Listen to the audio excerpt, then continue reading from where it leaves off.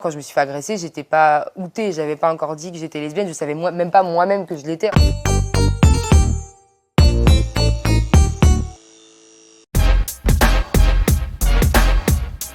que la vie me laisse des traces ou pire, qu'elle me rende méchante. Peur des rues du temps qui passe, de devenir une étoile flippante.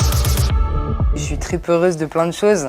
Cette peur de la mort, du temps qui passe. Dedans, je dis j'ai peur des rides.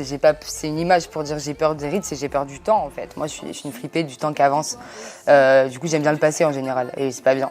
Il faut pas.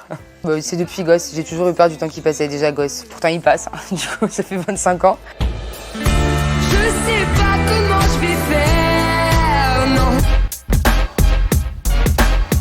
J'ai subi l'homophobie, je suis légitime pour en parler, mais j'ai souvent eu ce questionnement pourquoi moi je peux en parler plus que d'autres. Puis d'un côté, je me suis dit, bon, maintenant que je suis dans la lumière et qu'on me pose des questions sur ça, autant s'en servir à des fins positives. Quand je me suis fait agresser, j'étais pas outée, j'avais pas encore dit que j'étais lesbienne, je savais même pas moi-même que je l'étais. En fait, je me suis fait agresser parce que je mettais des habits plutôt masculins, et que masculins dans les codes, quoi, et que la personne a déduit par elle-même que j'étais sûrement lesbienne. Donc en plus, même dans ma construction personnelle, ça a été horrible de se faire agresser pour un truc que tu ne savais même pas de toi, en fait.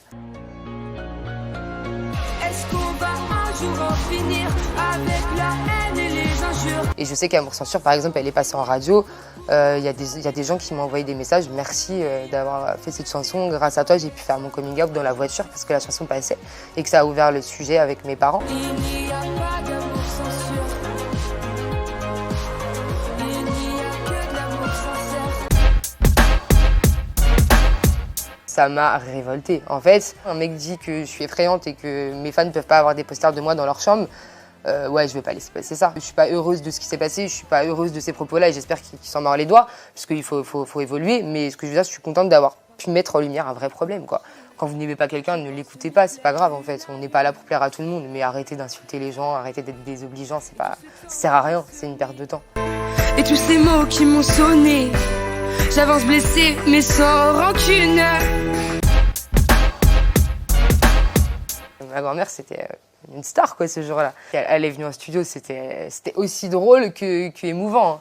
Elle avait son casque, elle était là. C'est ma partie ou c'est la tienne et tout. C'est la plus belle personne de ma vie, ma grand-mère. Le matin, j'allume la télé sur la chaîne 9, W9, et c'était encore la Mathilde avec la gamme marinière.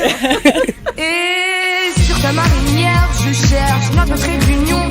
Tu l'as jetée à la mer pour donner à bouffer aux poissons. Même là, elle me dit tu sors ton album, c'est un peu le nôtre et tout. Elle m'envoie des petits appels, c'est trop mignon.